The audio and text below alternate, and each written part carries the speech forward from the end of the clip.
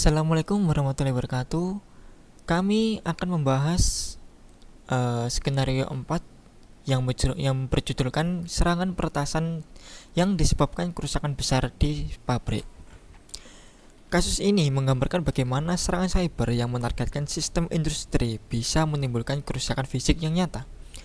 Kami dari kelas pengembangan aplikasi web D dengan anggota Ristio Ahmad Ramadhani, M. Dimas Divandi, dan M. Ali Zainal Abidin.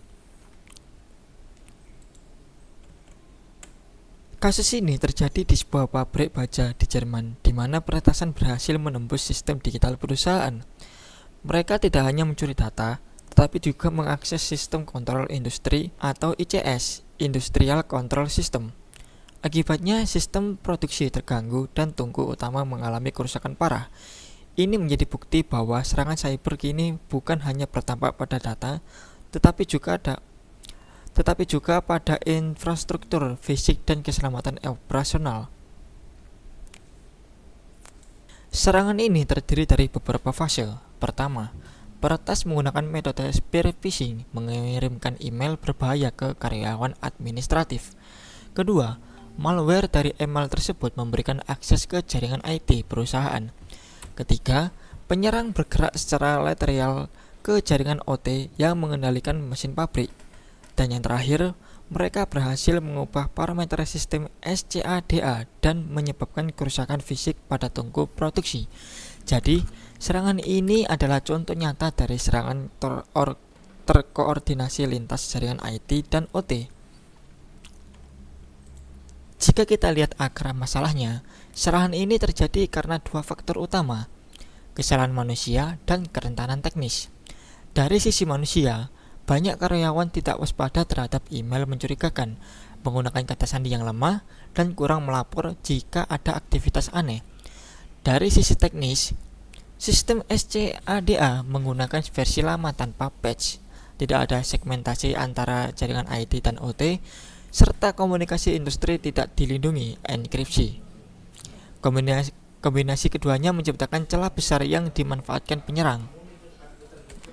Target utama serangan adalah sistem SCADA atau ICS, yaitu sistem pengontrol utama pabrik yang mengatur seluruh proses produksi. Malware yang digunakan didesain khusus untuk mengeksploitasi kelemahan di Windows dan OPC. Selain itu, peretas memanfaatkan koneksi tanpa perlindungan antara jaringan, administrasi, dan operasional. Artinya, teknologi seharusnya membantu efisiensi, justru menjadi titik lemah karena keamanan yang diabaikan. Ada beberapa strategi pertahanan yang dapat diterapkan. Pertama, lakukan segmentasi jaringan yang jelas antara IT dan OT menggunakan firewall dan DMZ. Kedua, terapkan manajemen patch yang disiplin untuk semua sistem dan perangkat ICS. Ketiga, pasang sistem ITS atau IPS khusus industri untuk mendeteksi aktivitas abnormal. Keempat, lakukan pelatihan berkelanjutan agar semua karyawan sadar keamanan cyber. Dan terakhir, selalu buat backup offline serta rencana pemulihan bencana. Semua ini sejalan dengan panduan NIST Cybersecurity Framework dan standar ISA. Kita juga bisa melihat pola serupa pada beberapa insiden besar lainnya.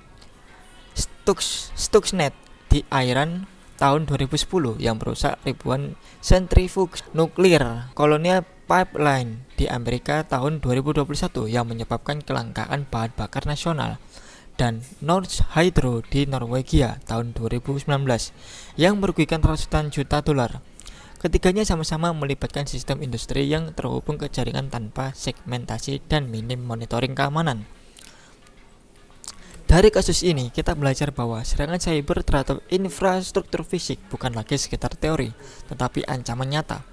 Diperlukan pendekatan pertahanan berlapis, disiplin operasional, dan kesadaran kolektif di seluruh level organisasi. Karena dalam hal dunia industri modern, keamanan digital sama dengan keamanan fisik. Sekian dari presentasi saya, terima kasih. Assalamualaikum warahmatullahi wabarakatuh.